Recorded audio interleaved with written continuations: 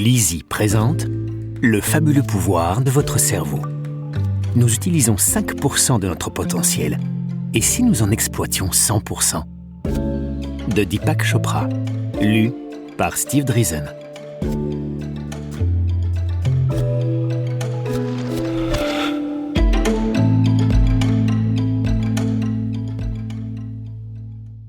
À nos femmes et bien-aimées familles. Aristote a enseigné que le cerveau a pour seule fonction de refroidir le sang et qu'il n'est pas impliqué dans le processus de la pensée. Cela n'est vrai que pour certaines personnes. Will Cuppy. Première partie. Développez votre plus grand talent. Chapitre 1. Un âge d'or pour le cerveau. Que sait-on vraiment du cerveau humain ? Dans les années 1970 et 1980, quand les auteurs étaient en formation, la réponse honnête était très peu. À l'époque, il y avait un dicton. On disait qu'étudier le cerveau revenait à mettre un stéthoscope à l'extérieur d'un grand stade de football pour tenter d'apprendre les règles de ce jeu. Votre cerveau contient environ 100 milliards de cellules nerveuses qui forment entre 1000 milliards et peut-être 1 million de milliards de connexions appelées synapses. Ces connexions se trouvent constamment dans un état dynamique par lequel elles se restructurent en réaction au monde qui vous entoure. C'est une véritable merveille de la nature, certes minuscule, mais avant tout prodigieuse. On ne peut qu'être émerveillé par le cerveau, autrefois surnommé l'univers d'1,5 kg. À juste titre d'ailleurs, non seulement le cerveau interprète le monde, mais il le crée. Tout ce que vous voyez, entendez, touchez, goûtez et sentez ne pourrait avoir ces attributs sans le cerveau. Toutes vos expériences d'aujourd'hui, par exemple votre café du matin, l'amour que vous éprouvez pour votre famille, une idée brillante au travail, sont faites spécialement sur mesure. Immédiatement, on se retrouve confronté à une question cruciale. Si votre monde est unique, personnalisé et conçu pour vous seul, qui se trouve derrière une créativité aussi remarquable ? Vous ou le cerveau ? Si la réponse est vous, alors cela ouvre en grand la porte d'une plus grande créativité. Si la réponse est votre cerveau, alors ce que vous serez capable de réaliser se heurtera à des limitations physiques drastiques. Peut-être sont-ce vos gènes qui vous retiennent, ou alors des souvenirs toxiques, ou encore une faible estime de vous-même. Peut-être échouez-vous en raison d'attentes limitées qui ont contracté votre conscience, à votre insu. On pourrait facilement interpréter les faits dans les deux sens et défendre la thèse du potentiel illimité comme celle de la limitation physique.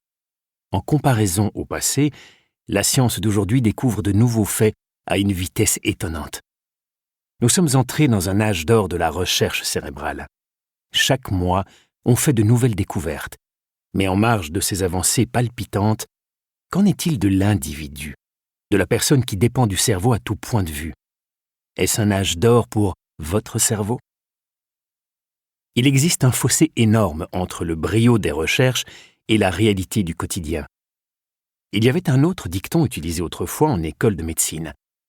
D'une manière générale, chaque individu n'utilise que 10% de son cerveau. À proprement parler, ce n'est pas vrai. Chez un adulte sain, les réseaux neuronaux du cerveau fonctionnent en permanence à plein régime. Même l'imagerie cérébrale la plus sophistiquée à ce jour n'indiquerait aucune différence détectable entre Shakespeare en train d'écrire un soliloque d'Hamlet et un poète novice écrivant son tout premier sonnet. Mais tout est loin de s'arrêter au seul cerveau physique. Pour que cet âge d'or profite à votre cerveau, vous devez vous servir du cadeau que vous a fait Dame Nature d'une nouvelle manière.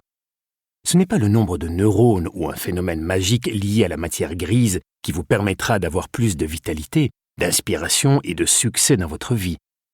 Les gènes jouent un rôle, mais les vôtres, comme le reste du cerveau, sont aussi dynamiques.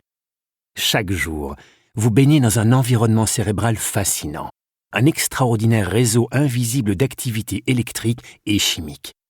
Vous agissez en tant que leader, inventeur, professeur et utilisateur de votre cerveau simultanément. En tant que leader, vous donnez des ordres à votre cerveau en fonction de votre journée. En tant qu'inventeur, vous créez de nouvelles voies et connexions cérébrales qui n'existaient pas hier. En tant qu'enseignant, vous entraînez votre cerveau à acquérir de nouvelles compétences.